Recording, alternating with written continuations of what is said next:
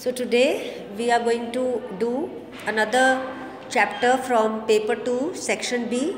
Yesterday we have completed which chapter? Tell me the name of that chapter. And it is written by S. Radhakrishnan. You should know the name of the even the writer, as I have told you. So today there is another chapter by a British writer, Hilary Belloc. So what is your name? Nishi, you can sit down and read about the biography of the author. What is written about the biography? You can sit down, no issues. Yes, about the writer, Hilary Belloc. Belloc is 1870 1953 was a prolific and versatile writer of poetry. His biographies are literally crystallized. The easy on educational reform is an analytical tool. Thus, its limitations wear away the student from our realities of life. If so, how should the syllabus be revised? So briefly it has been told that how in this chapter it is related to students. It is talking about educational reforms. What is the meaning of the word reform? Reform means bringing about changes for the better. If we find that there are the syllabus must be revised according to the need of the time.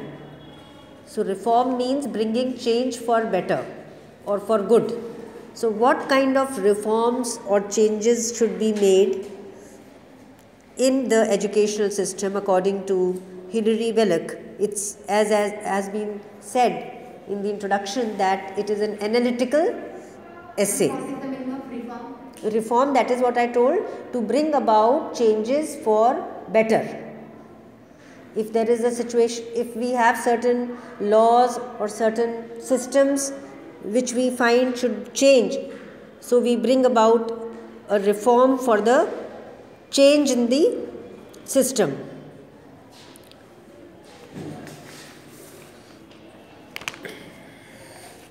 On an educational reform.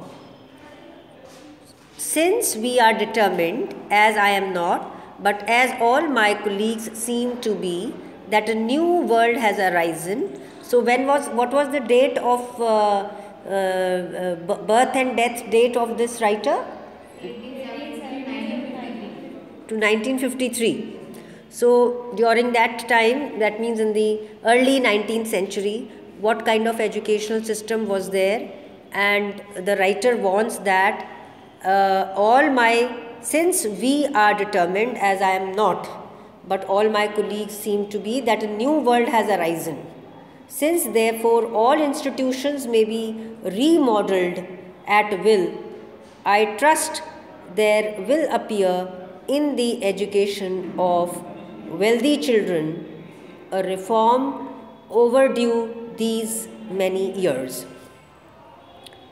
So the writer believes that all his other colleagues, all his other people working with him, they believe that a new world has begun in the 19th century with industrial revolution, but the writer does not believe so. And he says that the institutions of education, the higher education institutions, school education, may be remodeled, they should be reformed. I trust there will appear in the education of wealthy children a reform overdue these many years. So some kind of a change for the better was expected in the education system since a long time, but it has not happened. So this reform is an addition of a certain subject to the curriculum of schools. We have all at one time or another deplored its absence. We all in one crisis or another of our lives recognize its necessity. If it be true that we have today an opportunity for new things, do let us inaugurate this novelty at least. which would be of such vast advantage to the generation now sprouting. And the new subject is fraud. What is the meaning of fraud? Lying, to deceive somebody. Fraud means, nowadays you must have seen what is happening in society, that people do fraud. They may cheat you. So cheating is they may cheat you with money or your property or your wealth by deceit, by lying, as she said, and by cheating. So this essay is basically a satirical essay. What is the meaning of the word satire? That you are saying something, but it is in the manner of pointing out the mistake. So the writer feels that today's children, they should learn the subject of cheating and fraud, because in today's world only those people are flourishing who are able to cheat and do fraud. Those people who are innocent, who move the right path, they fall prey of these people who try to cheat them. So it is in a satirical way to show that the society has changed in a negative manner because of this fraud, which is so much popular in the world nowadays. Sprouting means, what is the meaning of sprouting? That there is a growth, widespread growth. So if you read it again, this reform is in addition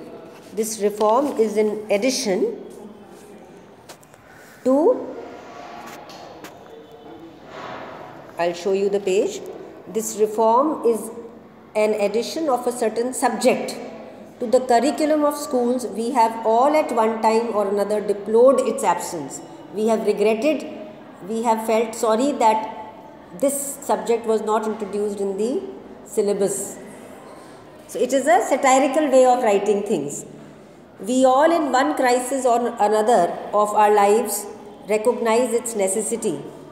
What is the need for it in our life? If it be true that we have today an opportunity for new things, do let us inaugurate, start this novelty, newness, at least which would be of such vast advantage to the generation now sprouting, now growing, now coming up. And the new subject is fraud. So this is how in the first paragraph the writer satirically talks about the subject of fraud. Fraud is he defines what is fraud. Fraud is the sole basis of the only form of success recognized among us.